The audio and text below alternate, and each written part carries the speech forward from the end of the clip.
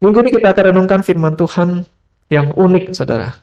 Bahwa ada waktunya Tuhan minta kita bukan cuma berserah, berdoa, tapi juga diam saja. Bagi manusia yang terus berusaha bergerak, mencapai yang terbaik, tidak gampang untuk diam, saudara.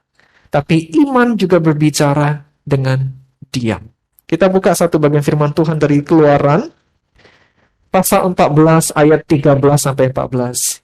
Yang di rumah dapat tampilan slide-nya yang di gereja juga, tapi saya undang saudara buka Alkitabmu yang di gereja, supaya engkau nggak sia-sia bawa Alkitab di handphone. Ya, kita akan baca Keluaran pasal 14 ayat 13 dan 14.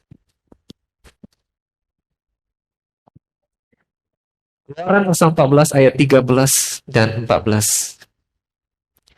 Yang sudah ketemu katakan amin. Yuk, mari kita baca pelan-pelan, hayati. Ini gambaran sedikit, saudara. Umat Tuhan sudah terjepit di ujung pantai ketika orang Mesir mengejar. Mereka berteriak ketakutan, lalu keluarlah ucapan Musa ini. Yuk kita baca. 1, 2, 3. Tetapi berkatalah Musa pada bangsa itu, janganlah takut, berdirilah tetap, dan lihatlah keselamatan dari Tuhan yang akan diberikannya hari ini kepadamu. Sebab orang Mesir yang kamu lihat hari ini, tidak akan kamu lihat lagi untuk selama-lamanya. Tuhan akan berperang untuk kamu, dan kamu akan diam saja. Umat Tuhan, saudara, waktu sudah di ujung pantai, tidak ada jalan lagi, mereka mulai marah dengan Musa. Di ayat sebelumnya dikatakan, Musa, kenapa kau tidak biarkan kami mati saja di tanah Mesir? Tapi kau bawa kami harus mati di ujung pantai ini. Menjadikan kuburan kami di sini. Mereka marah dengan Musa. Mereka sudah terjepit, saudara. Tapi Musa ngomong, jangan takut. Hari ini orang Mesir yang kamu lihat mengejar, tidak akan kamu lihat lagi. Nah, yang menarik, saudara, dikatakan demikian. Tuhan akan berperang untuk kamu. Dan kamu cuma nonton saja. Kamu cuma lihat saja. Kamu akan diam saja. Mengapa, saudara? Karena umat Tuhan sudah kerjakan bagian mereka. Mereka sudah berjalan, berhari-hari, melewati padang pasir, saudara. Mereka sudah mengerjakan bagian mereka. Mereka sudah taat. Sekarang kata Musa, sekarang bagian Tuhan yang akan berperang. Dan kamu akan diam saja menyaksikan. Saudara, apakah mudah untuk jadi diam? Sementara masalah ada? Gampang nggak, saudara? Saudara punya masalah, lalu Tuhan minta saudara cukup berdoa, diam saja. Gampang tidak, saudara? Kalau jadi Hardi, saudara Hardi punya masalah pergumulan, lalu nggak usah buat apa-apa, tapi Tuhan bilang cuman diam, nonton saja. Gampang tidak, Hardi? Tidak gampang. Fang, gampang tidak? Tidak gampang. Ibu Sarah, gampang tidak, Ibu Masa? Cuman diam, nonton. Tidak gampang, saudara. Di 3 jawaban yang kita dapat, 1 jawaban yang sama, tidak gampang. Yang ada apa, saudara? Karena kekhawatiran kita terdorong untuk bertindak, untuk do something, untuk cari jalan keluar. Itu pun tindakan iman, saudara. Minggu-minggu lalu kita lihat bahwa iman adalah engkau lakukan yang terbaik dengan berdoa, berserah bukan menyerah. Masih ingat ya? Berserah bukan menyerah, tapi engkau lakukan yang terbaik. Tapi kalau sudah lakukan yang terbaik, Tuhan bilang, sekarang bagianku. Aku akan berperang untuk kamu. Dan kamu akan diam saja. Saudara, pergumulan apa yang kita hadapi hari ini? Mungkin itu pergumulan berbicara soal pernikahan. Terhadap pasanganmu, engkau punya banyak beban pikiran. Engkau susah mengubah karakter pasanganmu. Engkau mulai berpikir, coba A, B, C, gak berhasil karakternya. Jelasnya sesuatu ditolak terus, keras sekali. Atau engkau bingung menghadapi anakmu. Engkau sudah pakai cara lembut, gak mempan. Keras, gak mempan juga. Engkau bingung. Engkau doa, engkau ngajak ngomong baik-baik, kok gak masuk-masuk rasanya. Engkau mungkin juga bergumul dengan usahamu. Coba kiri, coba kanan, tanya pendapat orang, kok rasanya susah, bukan main. Ada juga yang bergumul dengan kesehatan, sudah ke dokter sana-sini. Seperti perempuan yang sakit 12 tahun pendarahan di Alkitab, sudah habis duitnya, bukannya malah sembuh, tapi dikatakan keadaan kita malah memburuk. Kita sudah lakukan begitu banyak hal, tapi kita melihat belum ada jalan keluar. Nah, di waktu itu, saudara, Tuhan bilang begini, yang penting kita sudah lakukan bagian kita perlu membiarkan Tuhan lakukan bagian Dia. Saudara, ayat ini waktu saya baca, seakan-akan seperti kita naik mobil, saudara. Saudara naik mobil, kita biasanya jadi penumpang itu kadang suka ngerecokin yang bawa mobil, supir itu, saudara. Saya punya kalimat begini, saudara. Seperti penumpang, kita ini sering tergoda mengambil alih kemudi kehidupan yang dipegang oleh Tuhan. Kita ada dalam mobil kehidupan kita, lalu Tuhan Yesus bilang, kamu duduk diam-diam, percaya kepadaku, aku bisa bawa mobil ini ke tempat tujuan. Engkau duduk diam, percaya, aku akan mengantarmu dengan selamat. Tapi tidak gampang, saudara. Kita mungkin rasanya waktu Tuhan kok nyupir lambat sekali. Tuhan, ayolah lebih cepat. Belok kanan Tuhan. Saya, saudara, yang bisa mengendarai mobil, selalu takut kalau duduk di samping pengemudi, saudara. Saudara pernah merasakan itu? Saya duduk dengan Musa unlock. Kadang kita keluar, beliau yang bawa mobil, saya duduk di sampingnya. Kakinya ngijak rem, saya juga kayak ngijak rem, saudara. Saudara pernah merasakan itu?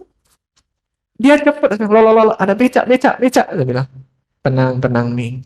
Saya berusaha tenang. Saya nggak bisa lagi, mobil, saya bilang. Saya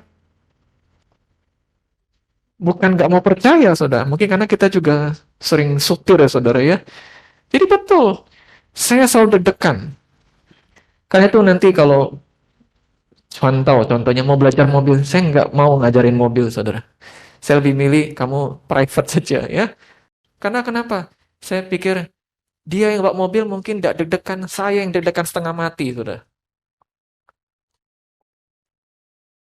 Tidak tenang.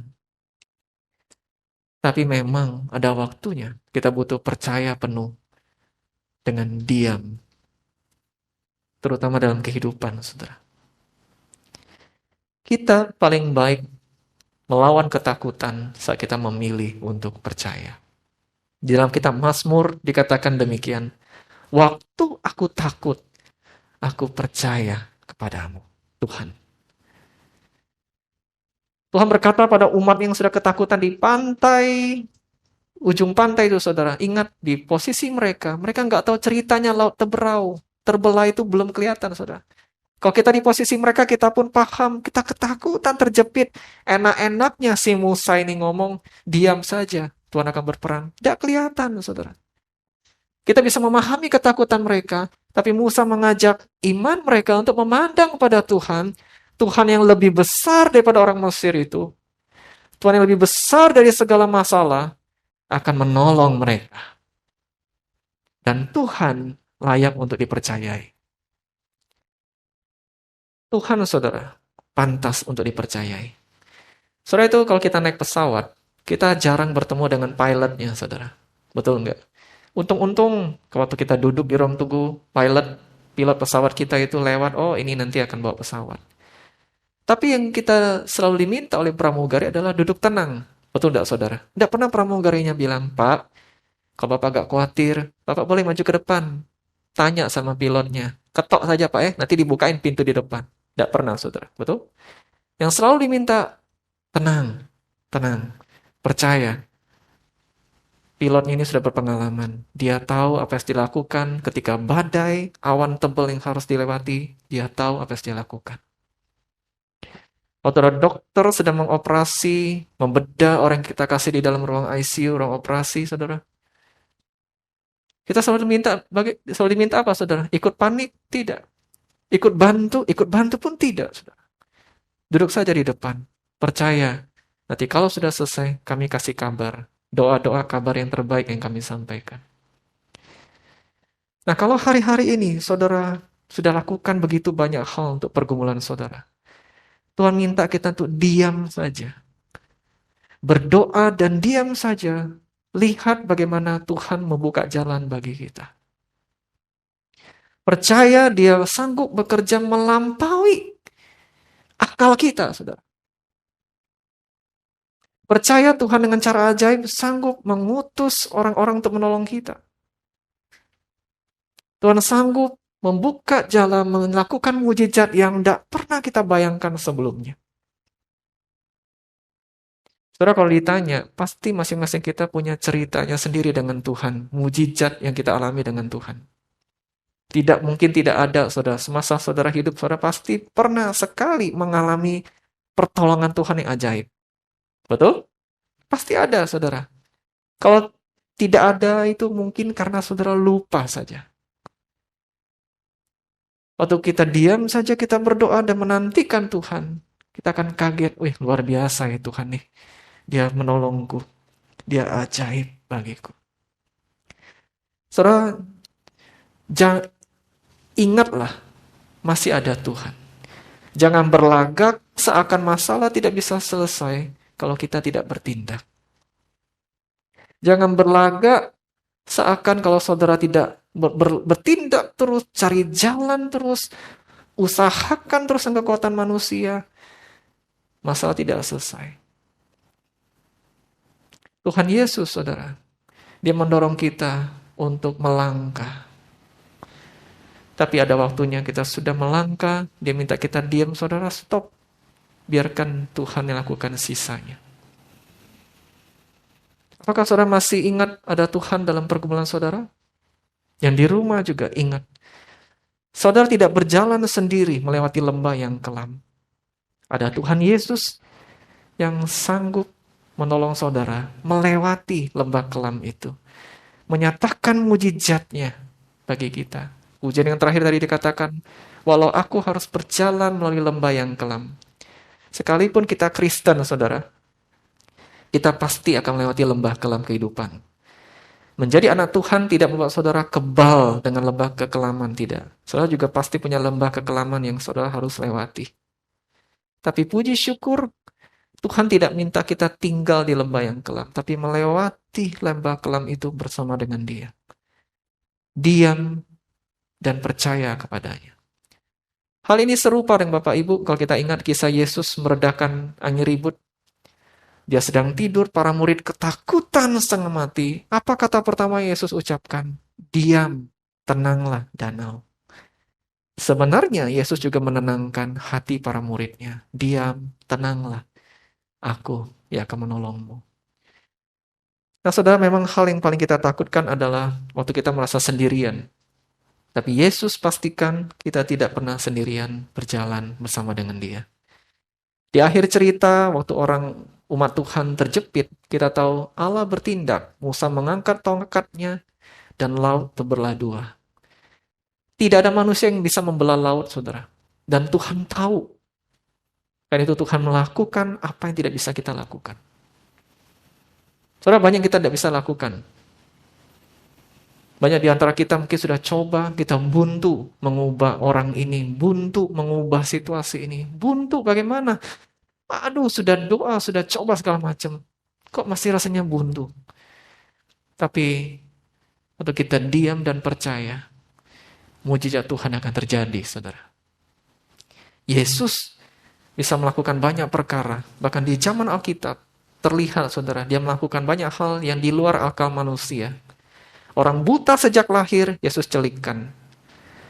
Anak perempuan kepala rumah ibadat, Yairus, sudah mati, saudara, dia bangkitkan. Orang yang kusta, saudara, dia tahirkan. Lazarus yang sudah terbaring dalam kubur, saudara, dia bangkitkan keluar. Manusia bisa lakukan? Tidak. Manusia bisa keluarkan uang dari mulut ikan? Tidak. Tapi Yesus sanggup. Ya, siapa yang bisa mengubah 5 roti 2 ikan menjadi makanan begitu banyak orang? Manusia tidak bisa. Tapi Yesus sanggup. Semuanya di luar akal. Dan itu terjadi waktu kita punya iman, percaya kepada Tuhan. Kebanyakan kita, saudara, meragukan Tuhan saat masalah tidak kunjung selesai. Tapi mari Bapak Ibu Saudara kita belajar percaya Tuhan akan bertindak pada waktunya. Saudara, menjadi tenang dalam masalah mungkin nampak tidak masuk di akal. Tapi kita bisa melakukannya karena kita punya Tuhan yang sanggup menolong di luar akal. Amin.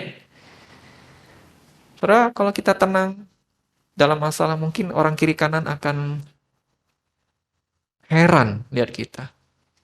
Kok bisa ya kamu tenang dalam masalah? Saudara miliki ketenangan seperti ini, seperti pemilik restoran, saudara. Saudara, kalau pemilik restoran, ada tamu yang harus dilayani, dan pekerja di dapur. Saudara tahu, para tamu mungkin tidak tahu apa masalah yang sedang terjadi di dapur. Kalau ada masalah sesuatu di dapur, pemilik restoran harus tetap tenang. Tapi di dapur, wah, masak segala macam. Tapi waktu tampil di depan tamu, harus tetap tenang. Ketenangan, saudara, juga menunjukkan iman saudara kepada Tuhan. Kepanikan bisa membuat kita salah untuk melangkah. Coba musuh tanya dikit ya. Kita tipe orang yang gampang tenang atau gampang panik kalau ada masalah. Ibu Ayu, bagaimana Ibu Ayu? Gampang panik, puji Tuhan. Kok puji Tuhan? Gampang panik. Siapa lagi musuh tanya? Pak Jimmy. Pak Jimmy kelompok orang yang waktu ada problem, tenang, atau mungkin bukan panik ya, lebih kata yang tepat. Terkuasai oleh masalah sampai kayaknya susah untuk tenang. Tipe yang mana, Pak? Bisa tenang, bisa panik. Oh, ini tengah-tengah, saudara. David, tipe yang mana David? Kalau ada problem. David ini saudara orang yang tampak begitu tenang di gereja kita, saudara. Saya nggak tahu isi hatinya, saudara ya. Bisa beda luar sama dalam. Di gereja ini paling tenang dia, saudara. Saya pun nggak bisa setenang dia. Tapi kita tanya, saudara.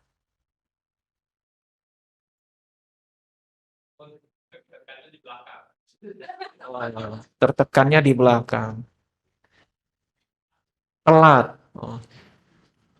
Oh, telatnya ya. Ya. Ini kelompok yang mana itu, saudara?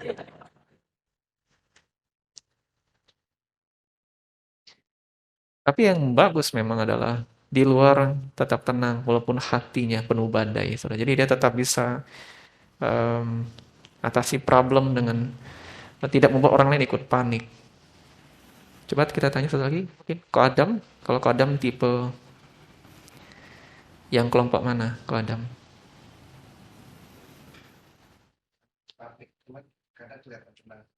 Ya. Panik, tapi kadang kelihatan tenang. Oke, bagus. Satu lagi yang wanita, ya. Susi, terakhir, tipe panik, terkuasai oleh masalah. Saya pun, saudara, tidak selalu bisa tenang. Namanya manusia, saudara. Kalau masalah kecil udah jadi pikiran, saudara. Betul enggak ya? Tapi kalau masalahnya besar, sulit, berat, bisa buat susah tidur loh. Bisa buat kita terkuasai oleh masalah. Kita lakukan banyak hal pun berusaha percaya. Kadang datang aja pikiran kekhawatiran. Tapi mari Bapak Ibu, ingat ayat yang berkata, setiap kali kita takut, setiap kali kita percaya. Ketakutan, saudara, tidak bisa dilawan dengan begini. Aku dosa takut, dosa takut. Semakin itu, semakin takut, saudara. Tapi saudara bisa menyingkirkan ketakutan dengan meletakkan ketakutan itu pada pribadi yang lebih besar daripada kita. Yang akan menyelesaikan masalah itu. Nah, hari ini mungkin saudara sudah banyak hal yang dilakukan. Yang di rumah juga, mungkin banyak hal yang kau sudah lakukan. Mungkin ini waktunya untuk engkau diam dan percaya penuh Tuhan yang pegang kendali. Tuhan yang akan beri jalan keluar. Tuhan yang akan berperkara. Dikatakan Tuhan yang akan berperang untuk kamu. Saudara, gembala itu selalu berjalan di depan domba-dombanya. Dia memastikan dulu kalau ada rumput-rumput liar, dia tebas supaya dombanya bisa lewat. Dia di depan, saudara, memastikan bahwa ada serigala tidak, saudara. Dan itu yang Tuhan lakukan bagi kita. Dia sudah berjalan di depan untuk melakukan yang terbaik. Jagain kita, lindungin kita, tolongin kita. Tugas kita sebagai domba, percaya penuh kepada dia. Dia bilang apa, kita nurut. Kita terus taat, tidak kendor dengan firman. Dan kita akan melihat banyak perkara ajaib terjadi dalam hidup kita. Amin. Sepanjang bulan ini, kita diingatkan kita punya Allah yang luar biasa. Berserah, bukan menyerah. Berdoa, berdiam, menantikan perkara ajaibnya. Mari kita berdoa, saudara.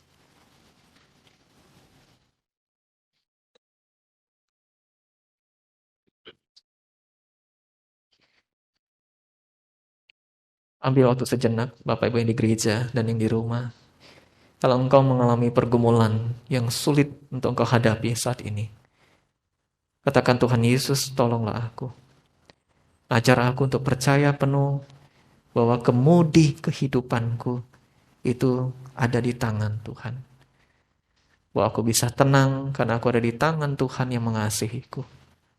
Sudah katakan hal ini kepada Tuhan secara pribadi.